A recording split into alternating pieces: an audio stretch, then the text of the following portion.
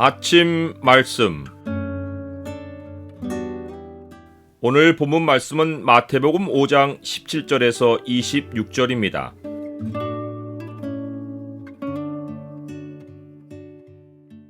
주님이 완성하신 율법은 그리스도 안에 의가 있다. 오늘 본문을 명령의 창으로 보면 예수님과 율법이 어떤 관계인지가 보입니다. 명령의 창을 보여주는 구절은 5장 17절입니다. 내가 율법이나 선지자를 폐하러 온 줄로 생각하지 말라. 폐하러 온 것이 아니요 완전하게 하려 함이라. 예수님과 율법은 어떤 관계입니까? 서기관들과 바리새인들은 예수님이 율법을 어긴다고 강하게 비난했습니다. 그러나 율법을 존중하는 예수님의 태도는 확고했습니다. 내가 율법이나 선지자를 폐하러 온 줄로 생각하지 말라. 폐하러 온 것이 아니요 완전하게 하려 함이라. 율법과 선지자는 모세오경과 나머지 책을 일컫는 말로서 구약 전체입니다. 예수님이 율법과 선지자, 곧 구약을 완전하게 하러 오셨다고 밝힌 데에는 구약이 성취를 기다려온 계시였음이 암시되어 있습니다.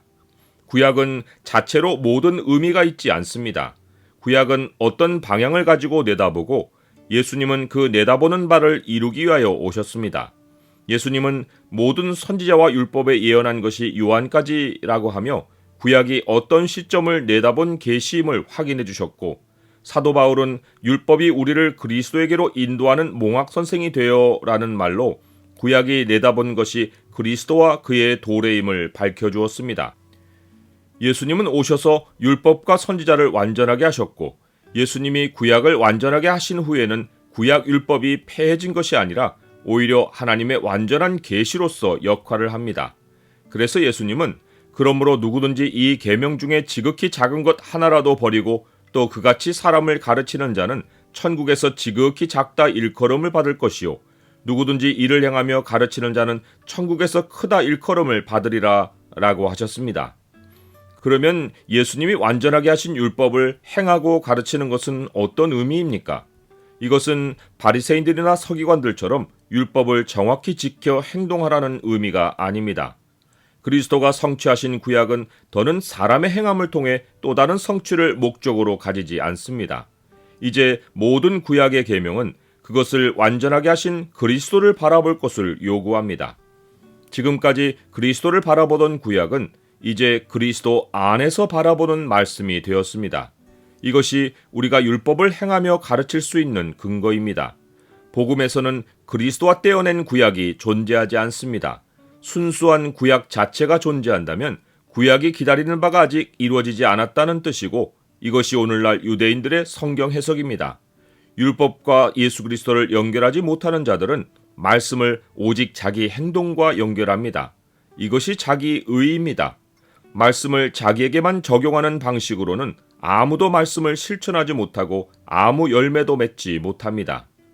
그리스도 안에서 율법을 행하고 가르치는 자는 자기를 주목하지 않고 그리스도를 바라봅니다. 그는 말씀을 통해 그리스도를 아는 지식에서 자라갑니다.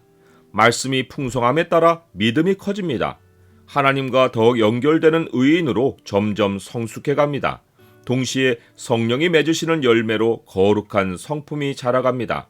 날마다 하나님의 말씀에 의지하여 하나님께 일상을 맡기고 기도하며 하나님의 응답에 대한 감사와 하나님을 경외하는 열매가 나타납니다.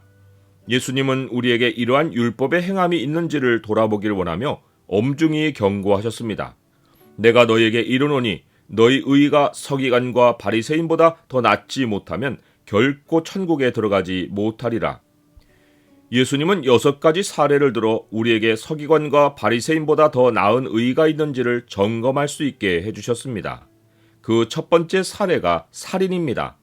율법을 자기 의와 연결하면 살인하지 말라는 계명을 자기가 지켰다고 생각할 수 있습니다. 내가 사람을 죽이지 않았으면 살인하지 않은 것입니다. 그러나 그리스도가 완성하신 율법은 내 안에 의가 있지 않고 그리스도 안에 의가 있습니다. 그리스도 안에 있는 의란 하나님과 연결이고 사람과 연결입니다. 나는 내가 잘못하지 않은 정도에서 내 신앙을 점검합니까? 아니면 그리스도의 몸을 함께 세우는 성도들과의 관계를 항상 돌아봅니까? 형제에게 원망들을 만한 일이 있는 것은 심각한 문제입니다. 이는 형제에게 분노하거나 욕하거나 인격을 짓밟아서 그를 내게서 끊어낸 것입니다. 나는 그리스도 안에 있다 하고 형제는 사람 취급하지 않고 밖으로 내친 것입니다. 이것이 살인입니다. 그러고도 예물을 드리는 것은 스스로 하나님과는 연결되어 있다고 생각하는 것입니다. 그러나 그리스도 안에서 의인은 자기를 완성하는 것이 아니라 그리스도의 몸을 세우는 것입니다. 형제를 끊어내면 하나님과 연결도 끊어집니다. 형제를 모욕하고도 화목을 힘쓰지 않으면 끝은 지옥불입니다. 지옥의 두려움보다 형제가 더 미우면 그는 처음부터 그리스도 밖에 있는 사람이고 처음부터 살인한 마귀의 자녀입니다. 그 형제를 미워하는 자마다 살인하는 자니 살인하는 자마다 영생이 그 속에 거하지 아니하는 것을 너희가 아는 바라.